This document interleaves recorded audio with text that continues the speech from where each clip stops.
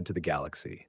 Douglas Adams genre, science fiction, absurd comedy, space adventure, satire. Climate, light, crazy, philosophical, ironic, genius, clueless. Vibe. The universe is huge. Nobody knows what they're doing, so bring a towel.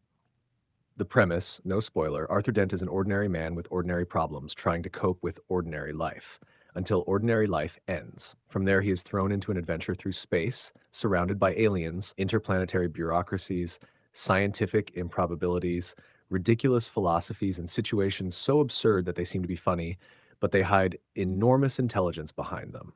It's a book that sounds silly until you realize he's laughing at the whole of humanity. The atmosphere of the book. The feeling is of entering a universe where anything is possible, but almost nothing makes sense.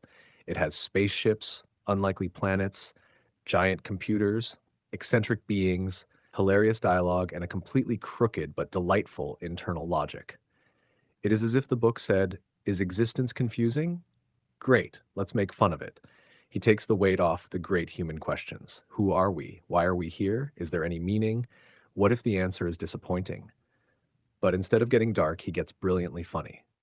Deep layers hidden in humor. 1. The absurdity of existence. The book understands one thing: the universe is too big for the human ego. We like to believe that we are the center of everything. Douglas Adams takes this idea, folds, plays it in space, and laughs. It's not a cruel laugh, it's a liberating laugh. Sometimes realizing that we don't control everything can be terrifying. Here it becomes comedy. 2. Bureaucracy as cosmic terror. One of the best satires of the book is to show that even in space there is bureaucracy. Forms, authorizations, absurd processes, gigantic decisions taken with a ridiculous naturalness. It's great because it shows that the problem may not be just the Earth. Perhaps the whole universe has a terrible administrative sector. 3. The search for meaning. Despite its lightness, the book has a delightful philosophical layer. He plays with the human obsession with definitive answers. We want an explanation for everything. We want meaning, destiny, purpose, order. But what if the answer comes and doesn't solve anything? This is the great irony of the book. Perhaps the problem is not having an answer. Maybe it's not knowing how to ask the right question.